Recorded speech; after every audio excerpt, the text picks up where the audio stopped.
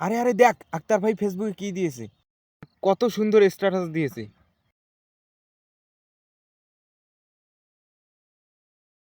আরে তোরা এখানে বসে কি করতেছিস? এই নতুন বছরকে নিয়ে তোদের প্ল্যান কি? সাকিব, তোমার প্ল্যান কি এই নতুন বছরকে নিয়ে? তুই কি প্রস্তুতি নিলি? আরে বন্ধু, বলিস না, এবছর কি মজাটাই না হবে। আমি তো আগে থেকে অনেক ফটকা রং এনে রেখেছি। এবার কি মজাটাই না হবে। সারা রাত শুধু নাচবো গাইবো, আনন্দ ফুর্তিতেই কাটিয়ে দেব। আর তুই কি প্রিপারেশন নিলি নতুন বছরের? আরে ভাই, সেটাই তো কথা, হাতে কোনো টাকা পয়সা নাই, কি যে করি।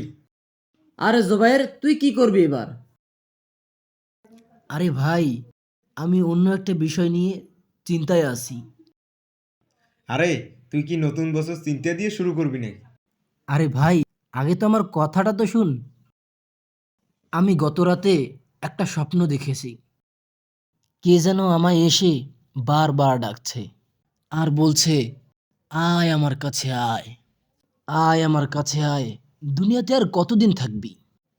আমি যে তোর জন্য পড়ে রয়েছি, আমার কথা কি তোমার একবারও মনে পড়ে না? শুনে রাখো, আমি একটি ভয়ঙ্কর জায়গা।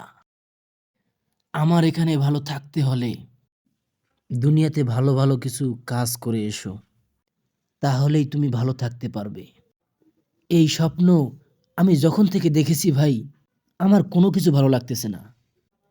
তখন থেকে আমি বড় চিন্তায় আছি। আরে বন্ধু, তোর কথা শুনে আমার খুব ভয় হচ্ছে।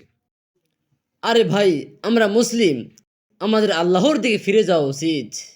হে ভাই, আর কত অন্যায় করবে, আর কত গুনাহের মধ্যে লিপ্ত থাকবে? মৃত্যুর কথা কি একবারও স্মরণ করতেছো না? তোমাকে যে প্রতিদিন কবর ডাকতেছে, তুমি তার কথা একবারও স্মরণ করতেছো না ভাই? আসুন, আল্লাহর দিকে ফিরে আসুন। তাই ভাই, মৃত্যুকে অধিক পরিমাণে স্মরণ করো। ভিডিওটা শেয়ার করে ভাই ও বন্ধুদের মাঝে ছড়িয়ে দিন।